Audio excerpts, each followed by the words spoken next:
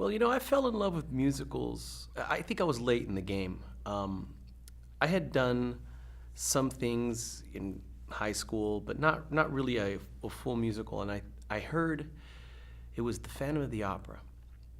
Just the opening scene. I can remember the day crisp. The gavel falling, and the whole thing just going into. I've never heard anything like that in my life, and I thought, wow, this is absolutely amazing.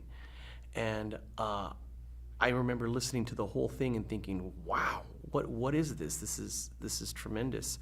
So I really started to enjoy it, but just real selective things. And it was actually one of the guys that I work with, Victor Chan, who actually pulled me aside and said, hey, because I primarily sang, rock and roll, and he pulled me aside, hey, there's a whole nother world out there. Check this out. And he would show me, he showed me Jesus Christ Superstar and Chess and all these amazing songs, all these amazing musicals, all these amazing stories. And it was just like, next thing you know, I'm doing musicals, I'm acting, I'm pursuing it. So I was what you would call a late bloomer. Why are musicals so important? Well, I think musicals are very important. Well, in my opinion, musicals are very important because they incorporate everything. You have the acting, you have singing, you have dancing, and on some of the scales that you do them on are really small, but a lot of them are really large. And really what ends up happening is when a cast locks in, it's really a strange phenomenon because you have all these different components that are moving, either dancing or singing or acting, but they come together and they move as one.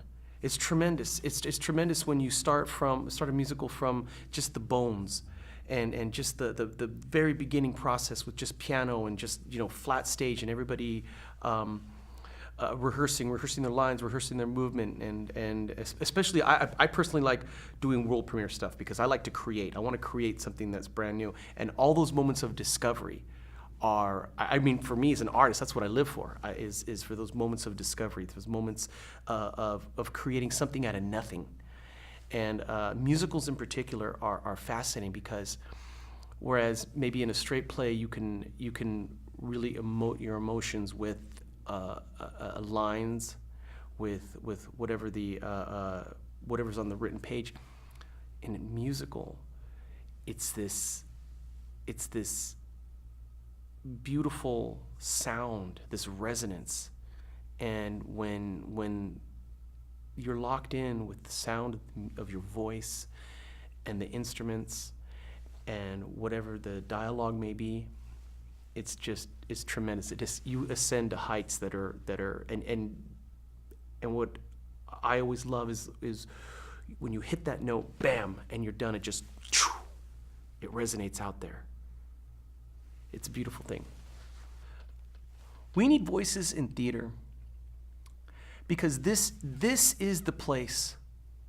Theater is the place where we truly can express ourselves. Our voices, our stories are so important because they shed a light, oftentimes. They shed a light on maybe some of the subject matter that people don't want to talk about. Maybe it shines a light on characters that normally people would want to push away. It's our way of growing. It's our way of pushing society to where we need to be.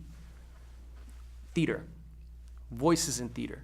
That's where it comes from. The expression, the way to get a point across, the way to advance any sort of issue that the playwright may feel passionate about. This is where the revolutions happen. We do it through comedy and music, and we do it through dialogue. And if you really want to change the world, you do it with the voice of theater, and it's been that way for if you look back in the past, think about all the tremendous groundbreaking musicals that have been done that have pushed the boundaries. And not, and granted, it is entertainment. It is entertainment, but on the other hand, this is also the vehicle for social growth. Well, I had worked with Karole on another production called Celebration of the Lizard, and we had done a stage reading up here in San Diego and up at the Coronet Theater in Los Angeles, and the cast really had just a real tight camaraderie, and we kept close.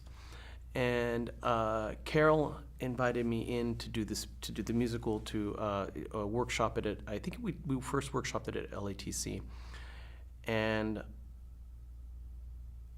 it was unbelievable. Again, the music, and ever since it kind of crawled inside of me, and it lives inside of me now. So it's anytime, anywhere, any place. I always tell her we could perform this. Let's do it. Let's put it up. Let's get it out. I play Antonio, and he's the Mark Antony character. One of the things about this story is it's very closely tied to the story, the Shakespearean story of Cleopatra and Mark Antony. It obviously set in a different time period. What's interesting about this character is Antonio is a cold killer. He's a cold killer. He's part of the whole politics of Rome, the whole deals in the back room.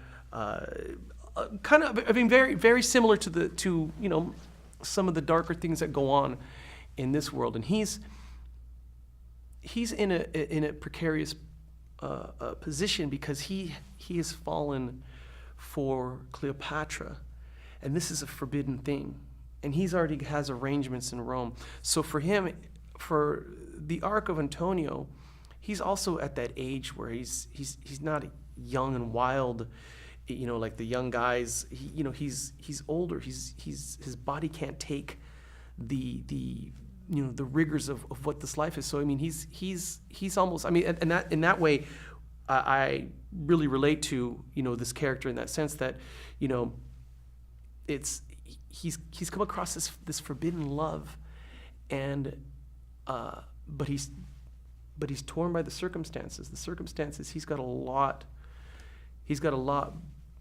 bearing on his shoulders because of all the political maneuvering that has to go on. So I think consequently that leads to his downfall.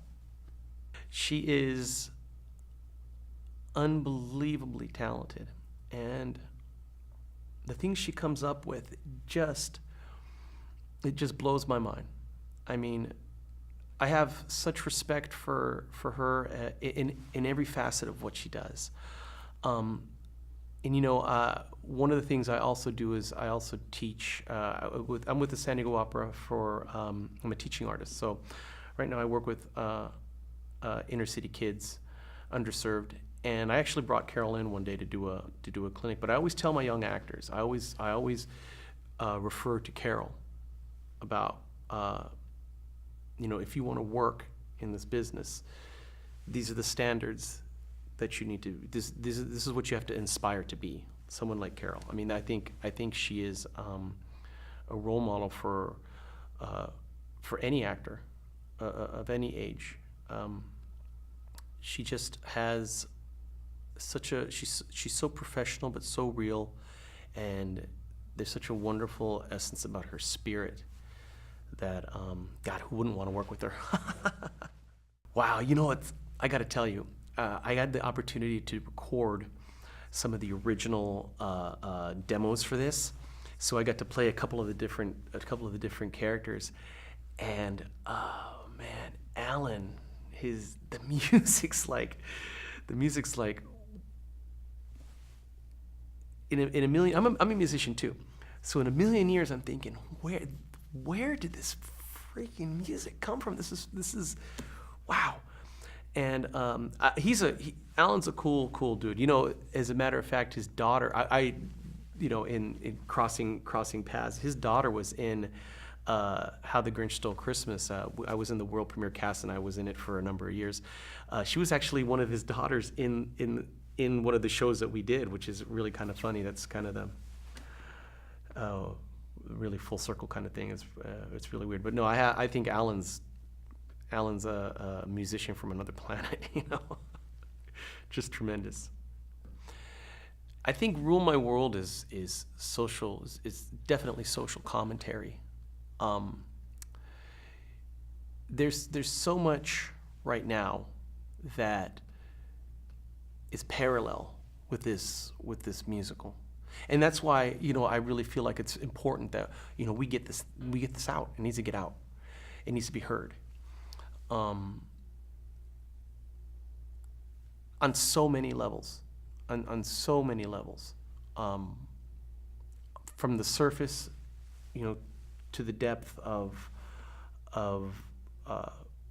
you know, maybe some of the things that go on in our government, black operations, drug dealing, drug smuggling, all wrapped up into society, the way things are, and a personal love story. So on so many facets, so many levels, I mean, this is something that's absolutely relevant. So I think it's and I think it's this musical, I think, when given the opportunity, will definitely have legs, because I think people are going to really, there's going to be something that they can relate to. There's going to be a resonation, you know, with the music and with the story that, you know, I think if we do our job right, it's going to really move people. We have in this musical, you have to be flexible with the style. Like when you come in, and, you know, normally, like you sing a normal Broadway, you say, you know, legit Broadway, this is going to be different. This is a little bit more urban. So there's going to be a little bit more blues, gospel, rock, and then you have reggae. So when you're talking about all these genres, you have to find a way to have your character established, have your voice established with your character, but also contribute to the arc of the story. So you're not just an island, that it's actually all these pieces actually come together. And that's what's brilliant about it, is that it does. And certain things are set up a certain way, but at other points, everything kind of moves through. And that's a wonderful thing about music and singing, and especially in this, is that you could be flexible with your style as well. So you could come out and do, look, for Antonio has some scenes that are very much soul, and then it transitions to maybe even some like rock ballads. So and then there's also, you know, there's a big kind of, I would say, kind of like a reggae number. It's just a tremendous journey, but you would have to, I would think, as a singer, you would have to really be open. You have to have open and have those chops and be able to step in these and be comfortable in these different genres, because they all connect. Every time we've come out and actually done some workshop productions of it, man, it's just been unbelievable, because the level of performer that Karole has, you know, brought together has just been like, just on an unbelievable scale. And one of the other really wonderful things is that, you know, and for me personally, it has a tenor duet, a first tenor duet. You never hear a first tenor duet in any musical. So yeah, but it's a real challenge. It's gonna be a real challenge for everybody that's actually performing the piece. It's not easy. But man, it's just so good. And I have to tell you something on a little side note. You know, when we first did the very first stage reading at LATC, I had practice CDs, and, you know, Karole sent out for practice CDs. So of all the musical, And so we'd use them to learn the songs, and every once in a while, I'd find the CD and I'd pop it in, and this is just demo. I mean, it's all demo stuff, and I'm listening to it again and again and again and again. And it's like the music was like, wow, this is really good, and so it's funny because it happens as soon as I get the music. If I haven't heard it for a long time, for a while, I start listening, and not just listening to practice it and learn it, listening and enjoying it, just listening it on its own. So I think that's going to be one of the things that people are going to, when they leave this show, I think there's going to be some of the songs they're going to be humming tunes to. So because some of the melodies are really, really strong. I'm truly honored. I'm truly honored to bring this to life. I really think that this musical is special, and I think that this musical has everything that it needs to go as far as it can. So, and I want to be there. I want to be a part of that. I have been with Karole on this project for many years, and I think now's the time. Now's the time. So, yeah. I would like an audience, after they see Rule My World, I would like them to be taken back. Actually, if they would leave and just have a moment of silence and just look internally. Because it's in a sense, it's this tragic love story. I would like for them to be able to feel that, to be able to look not only into their own personal, in their own personal relationships, but the world around them and the world that's going on around them. I would hope that it would stick with an audience even when they get home. And I think that's what's very important. I've seen musical productions done that were very good, but as I walked out, I forgot about it. I don't remember the songs. I kind of remember it just kind of leaves. This production should have an audience take it with them when they go home. It should be maybe even in their ear. Maybe one of the songs get caught in their ear. And honestly, that's what happens. That's what happens with me with this musicals. I go and I listen to the music, and it gets caught in me. It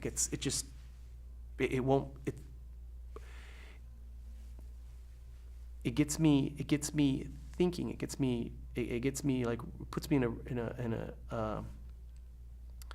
a place where I just feel like,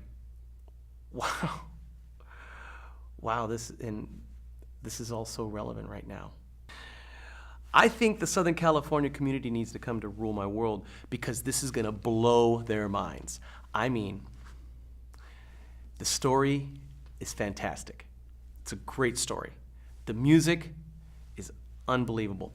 We're going to have unbelievable talent. You're going to hear some of the best singing. And let me tell you, some of the music here, for a singer, the level of difficulty is I mean, this isn't your normal, show tunes. This is contemporary. This is like, there are going to be some wild moments, and just to be a part of something. And you know what? They should come here to be a part of something that's brand new, something brand new for the world to see. And I think Southern California's this is the home of this musical, and we here in Southern California need to support, and we need to grow and cultivate different productions like this.